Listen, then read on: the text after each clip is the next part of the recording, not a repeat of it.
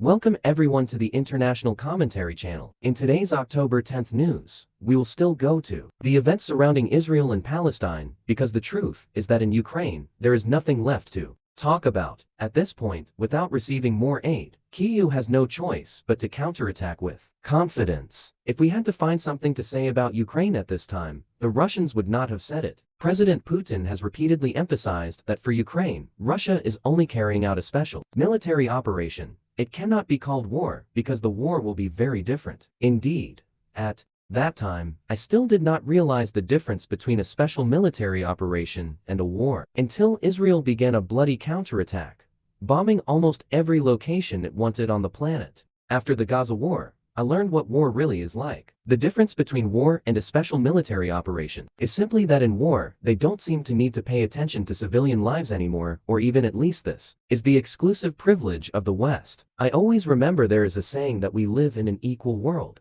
It's just that there is a group of people who will always be allowed to be superior to the average group of people. Equally in the case of the West, it is true that there is a double standard that is not light. If the Russians carry out an operation exactly like Israel is doing now to detonate bombs on the capital, what will happen? I'm pretty sure they will be recognized as a terrorist state, inundated with criticism including from the West and the United Nations, but Israel is taking such action. The West collectively says that these are heroes who are standing up to destroy terrorism by turning the entire Gaza Strip into a wasteland, even if the Hamas organization is destroyed. But the price will be what will be the trade-off for hundreds or even millions of Palestinian citizens. Many people told me that Israel has announced to the world and asked Palestinian citizens to leave the settlement Gaza within 24 hours before their airstrike. But please ask Palestinian citizens, where can they go? All borders in neighboring countries have been closed. They are isolated in Gaza with no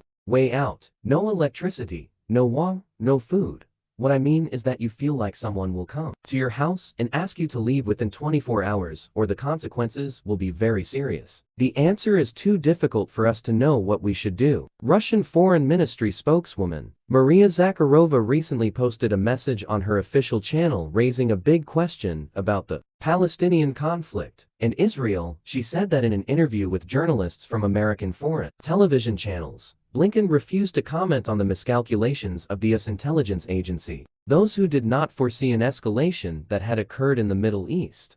How the hell did they not know about this? The United States of America announced to the world about the so-called invasion of Russia and Ukraine in the last months of 2021 and the first 2 months of 2022. But now, Washington could miss the biggest military clash with its close ally, where thousands of American citizens living on whose territory there are many facts about the situation in Ukraine, the reinforcement of weapons for the Kyiv regime, and the preparation for 8 years to give Ukrainian territory a solid springboard to, which is anti-Russian. So 4 months ago, February 2022, the Anglo-Saxons created an information platform necessary to cover up their provocations, and then they ordered Zelensky to strengthen further shelling of Donbas. So how is it possible that no one in America spoke up at least a day before the current escalation in the Middle East? This is a mystery that is even worse than the assassinated John Kennedy. Let me remind you that the Americans have satellites and military bases everywhere in the world.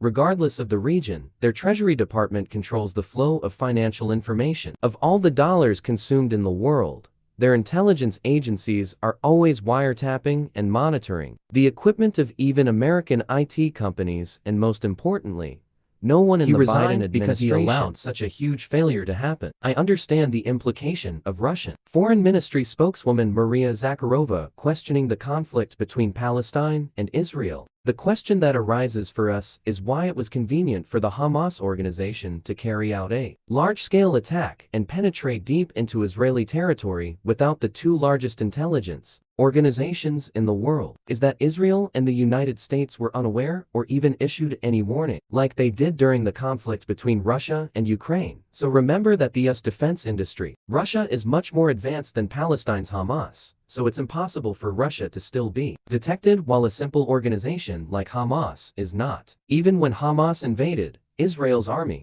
was never seen. Is the second absurd thing. A border that for decades has always been at war, but there are no Israeli soldiers standing there strictly guarding it. I don't want to imply it, but It's like Israel is deliberately inviting Hamas and deep inside its territory and then carrying out a bloody counterattack in Gaza. I have a conspiracy theory that it seems to be Chinese intelligence.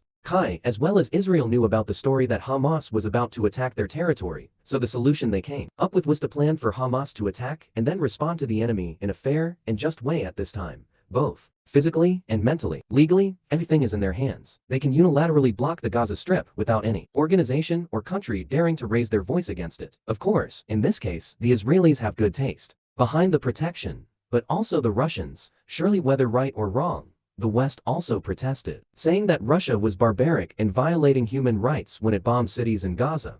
Not just the spokesman. Maria Zakharova put a huge question mark on the conflict in Palestine. Even the vice chairman of Russia's National Security Council, Medvedev, posted a sarcastic message with the following content. Have you NATO guys finished playing your game yet? The weapons transferred to the new fascist regime in Ukraine are being actively used in Israel. Furthermore, it seems to include weapons that the Americans left behind in Afghanistan to flee. It is being used uncontrollably in all the hotspots. After all, the former corrupt Ukrainian authorities sold everything they had. They stole gasoline, food, materials. They steal everything possible. It will only get worse. Really hope one day missiles, tanks and planes from Kyiv will be on the black market. Yes, I also highly doubt that it's a coincidence and a surprise when we see that one day, Hamas will launch from Palestine and Israel, or like Challenger and Leopard tanks. If they cannot change the situation on the Ukrainian battlefield, it can change the situation on the Palestinian battlefield, but it is intended for the Hamas organization to use against the Israelis. To me, this is an extremely vicious circle of confusion when President Zelensky is a person of Jewish origin while he stood up to support the Nazis who destroyed his race. Then he pitied the fate of the Israelis with his statements.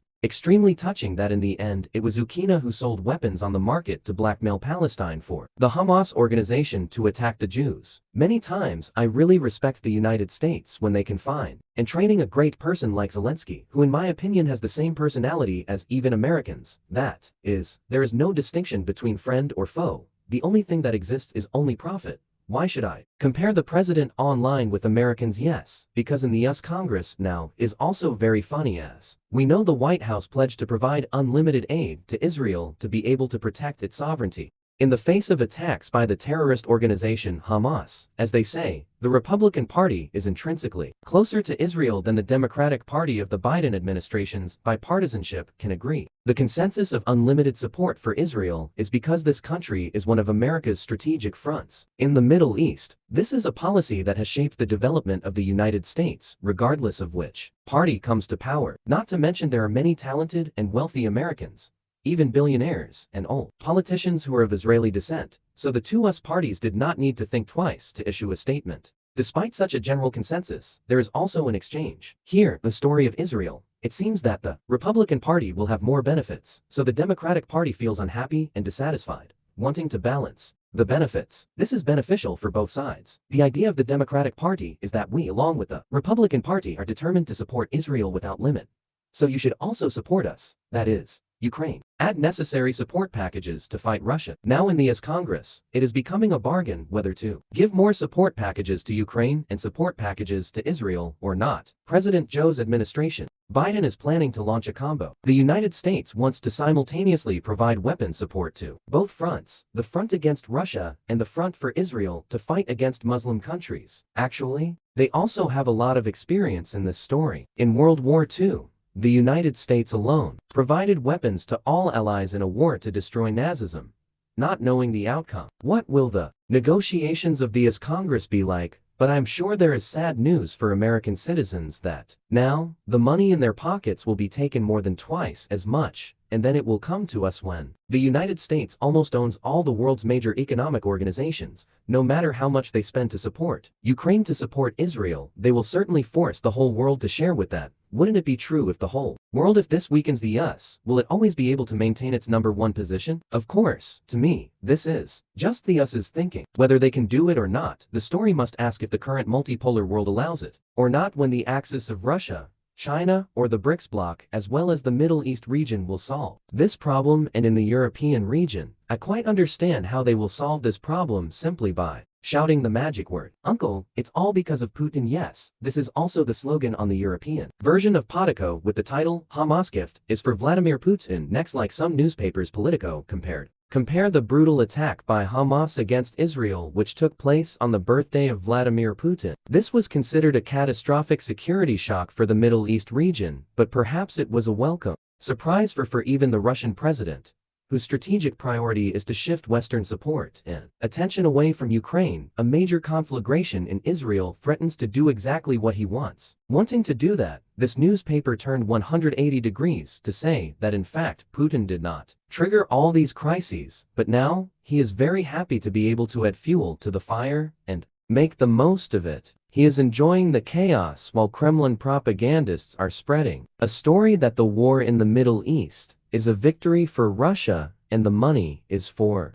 Ukraine is exhausted. An anonymous EU diplomat told Tico that this is probably the best birthday gift in history for President Putin. The attack on Russia has divided the attention of the US, which as it should be focused on Ukraine. We really hope that this will not significantly affect our support for Kyiv, but of course much will now depend on the length of the conflict in the Middle East. If we truly want to be a geopolitical European Union, we must be able to resolve multiple crises at once, said several anonymous sources in Washington. Also admitted that they cannot ignore Hamas's attack on Israel. This is a reality that US resources will certainly have to be divided in two, one for Israel and one for Ukraine if the war ends. As the war in the Middle East continues, it's hard to say whether the Kyiv regime will still receive aid in the future. I don't know how, but it's clear that Europe will always have a President Putin to blame, chanting the mantra that it's Putin's fault.